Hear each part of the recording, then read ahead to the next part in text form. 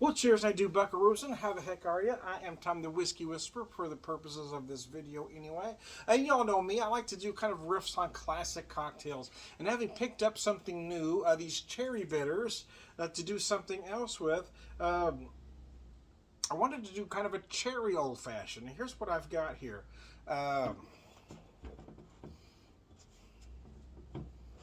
Bag up there now. I've got 3 ounces of the rye. I've got 3 ounces, so I'm getting to the end of my Cedar Ridge straight rye whiskey, bottled and bond at 100 proof.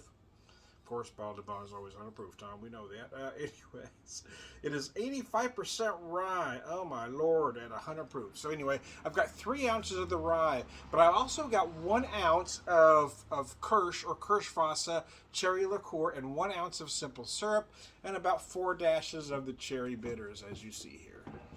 Well, trying to make room here. Get everything in the shot, Tom. There we go. And I got the drink a little bit full.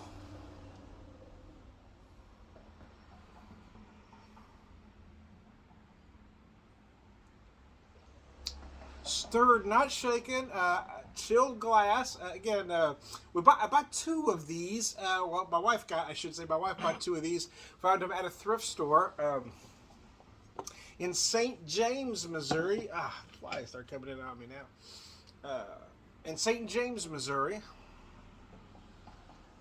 I got a couple different ones with a similar pattern. I got another glass that looks more like a cordial glass, but it's a very similar pattern than this. But I have some brandy snifters that I got from my mom many years ago that have a very similar pattern. My wife says they're different, but anyway. Yes, slightly, but the etching is very similar. Women, what are you going to do? Sometimes they just want to be difficult for the sake of being difficult.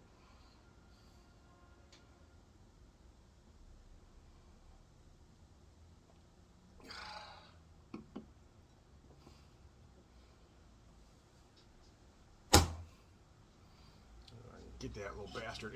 Anyways, oh my gosh, that's tasty. Yeah, bought that Kirsch a little over a year ago, and I've got this much left. So I had an idea to do a cherry old fashioned using the cherry Kirsch, the cherry bitters, and then just using a cherry garnish. And in all honesty, as much folks like to use that orange peel, I'm happy with the cherry garnish, just like I'm making just like I'm making a Manhattan, if you will.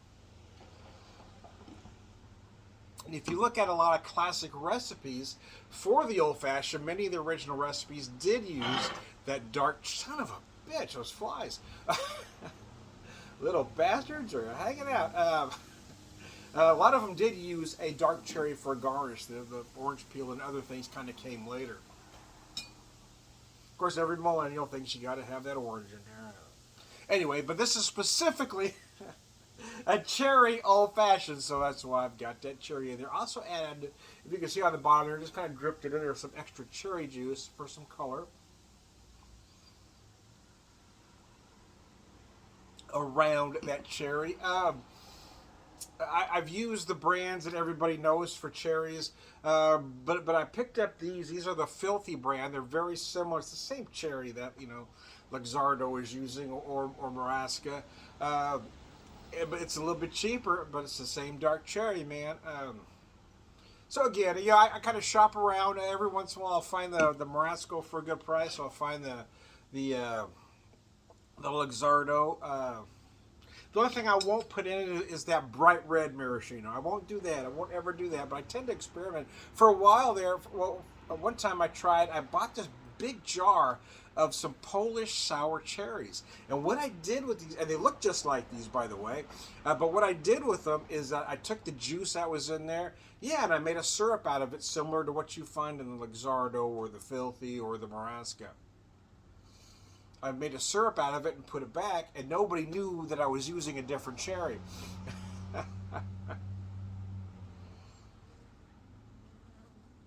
It's a great big jar of Polish sour cherries that I bought at a European store for $6.99, if you can believe that. And I use them for, well over a year. I use those suckers. I mean, it was a great big jar, man.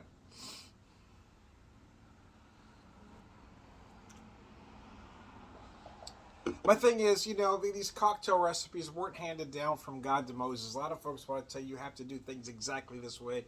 You do not. It is your cocktail. You can make it any way you want to. These are guidelines, man. Like I said, my only never ever is I will never put that cheesy ass, you know, bright red cherry in an old fashioned or a Manhattan or any quality cocktail because they're terrible. But yeah, you want that nice dark cherry, and anyone will do. But I did pick up these. Oh my god, they just all started hovering. I did pick up these this filthy brand. It was a couple dollars cheaper than the Nebraska, so I wanted to give them a shot, or the Luxardo, if you will. So I wanted to try them, and they taste exactly the same, and they do exactly the same thing in the garnish. They sit in the glass and look good. If you want to get one of those fancy things and hang it over the top of your glass like you do in fancy cocktail lounges, hey man, knock yourself out. But I'm all about practicality, right? You know, the garnish might look pretty on the top of your glass, but it's not doing you any good. It's not helping your cocktail any. So I just dropped that cherry straight in the middle, right to the bottom. This is good. I mean, this is really freaking good. Cherry old fashioned rather.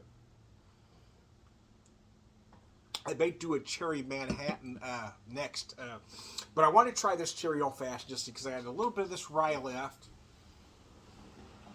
Now the amounts, you know, if you look at cocktail recipes, I've seen some call for 1.5 ounces, which seems like a weak ass drink to me. I think some call for 2. I've seen some call for more. Again, make the cocktail any way you want to. I typically use 3 ounces. There are times I make it a little bit less at 2 or 2.5, because I've got a couple glasses that hold exactly 2.5 ounces, so I will use those. But again, the proportions are up to you. I used 3 ounces of the whiskey, 1 ounce simple syrup, 1 ounce of the Kirsch, and for me that made a perfect cocktail. Again, here's the thing though, in all honesty, I'm not gonna knock these back as fast as humanly possible and drink 4 or 5. Now if you want several cocktails, yeah, make them a little weaker. I'm all about making that one relaxing. I'm doing a video here, so I'm gonna drink it quicker than I typically would. But if I was just sitting down, relaxing with the wife at the end of the evening, yeah, I would make this drink with about this 3 ounces, 1 ounce, 1 ounce. I would make this drink and sit down and just enjoy it over a period of about 30 to 40 minutes. I don't typically go fast if I'm just hanging out on my own. Although it is a drink you want cold, you want to at least start with it cold. It's not a drink that necessarily needs to stay ice cold.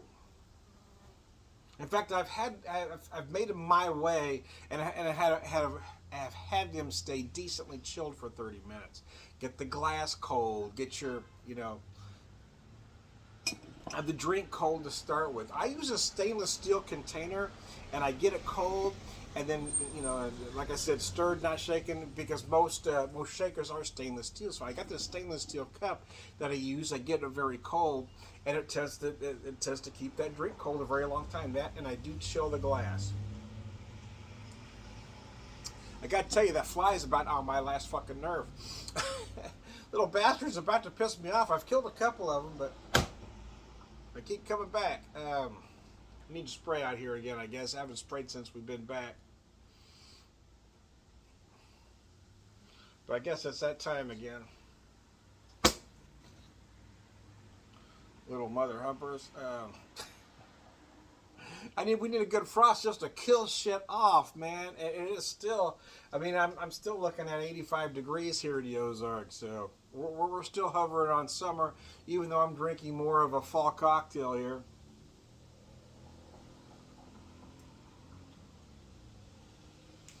The cherry. So I picked up this, just a few weeks. I said I wasn't going to buy any liquor before we went on vacation.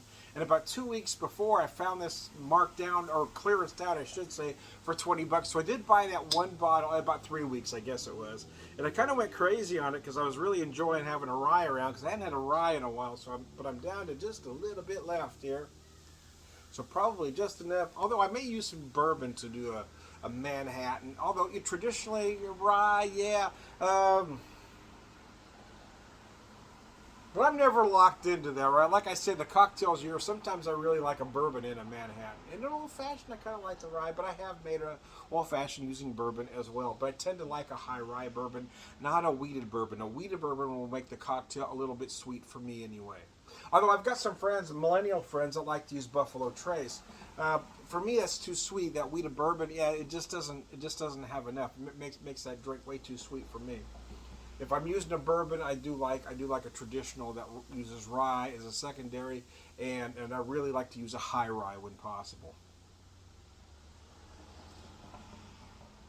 So I did pick up some stuff with the vacation money when we were gone, but I'm gonna hold off on opening them up until again I'm gonna go through everything I've got open now and finish them up before I open any of the new stuff. So trying to build stuff back up again. I'm not a collector, so I don't tend to build a lot up, right? Last year, about August, I had 7 unopened bottles, and I think I had 4 open bottles. And I had a nephew come over. My sister, nephew, and niece were over. But the nephew's the only one that drinks, and he's kind of a whiskey guy. So I opened everything he wanted to open up that day, right? You want to try it? Hell, we'll give it a shot. Because it was mostly stuff he hadn't seen before. A lot of small batch from this area. And then I had 4 unopened bottles about 2 months before we went on our anniversary trip. Um but I went ahead and opened every one of them because I didn't want to buy anything new. So now I've got those open bottles. Started to get a collection of unopened. I think I've got 3 or 4 open, and I've got 6 unopened now. So I'm probably going to try to wait. In a perfect world, I'm not saying it's going to happen. Yeah, because I'll probably need to open some before November, but I'm going to try to wait till November.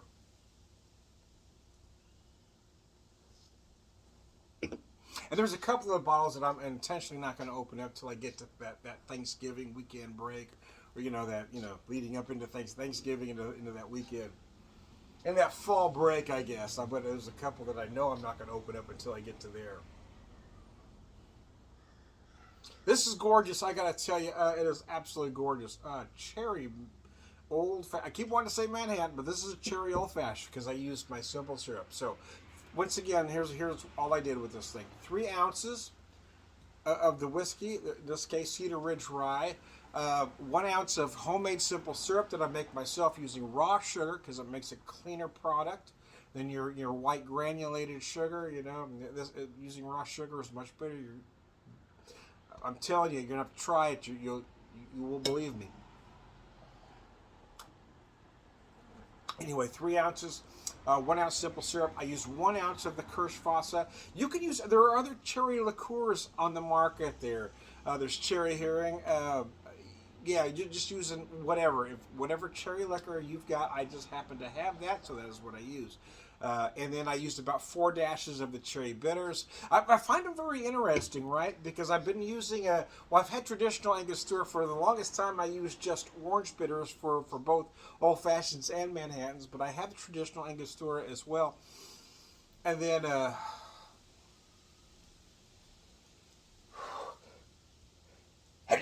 oh goodness, back in I think February I bought some black walnut bitters, and since then I've been using nothing but them because I've been just infatuated with them. So I just picked up these the other day, and now I really like those too. But it's a different thing, right? It's a different aromatic. It's a different sweetness. So anyway, I am Tom, the Whiskey Whisperer, Whiskey Evangelist, prolific whiskey drinker, purveyor, wisdom man.